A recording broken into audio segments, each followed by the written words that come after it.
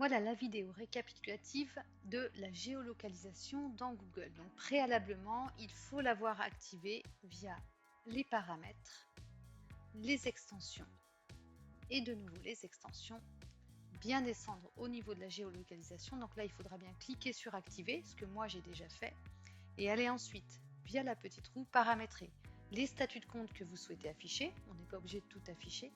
Et pour chacun des statuts de compte que vous voulez afficher, choisir parmi la liste déroulante une couleur.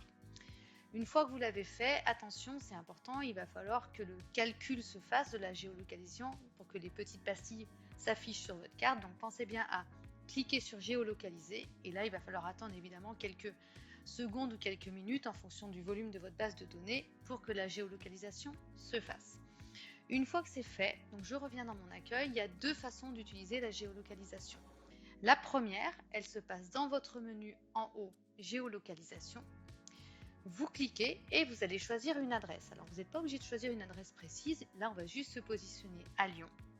Et on va choisir à droite une distance. Moi je vais mettre par exemple 30 km. Une fois qu'on a fait ça, on clique sur afficher. Et en fait, en fonction des couleurs que vous avez choisies, par statut de compte, vous vous rappelez ce qu'on vient de faire, et bien, en fonction des codes couleurs, Coban va géolocaliser les comptes que vous avez à proximité de Lyon. Pour les voir, ces comptes, vous pouvez simplement cliquer par exemple sur une pastille, et si vous voulez ouvrir la fiche du client ou du prospect, vous faites un clic droit, ouvrir le lien. Ça, c'est pratique, ça vous permet de garder la carte affichée. Mais vous avez également une liste ici qui va s'afficher et qui va vous afficher l'ensemble des comptes qui sont localisés pas très loin.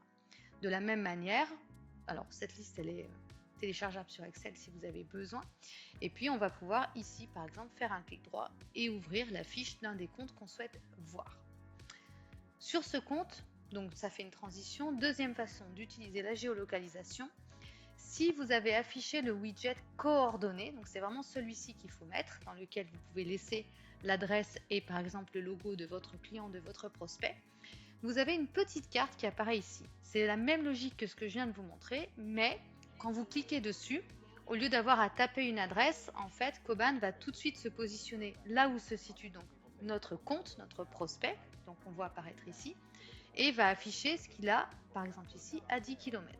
De la même manière, vous allez pouvoir vous mettre par exemple à 30 km, cliquez sur afficher, la logique est la même, donc vous voyez bien qu'il dézoome et vous aurez l'ensemble des comptes qui sont situés à proximité.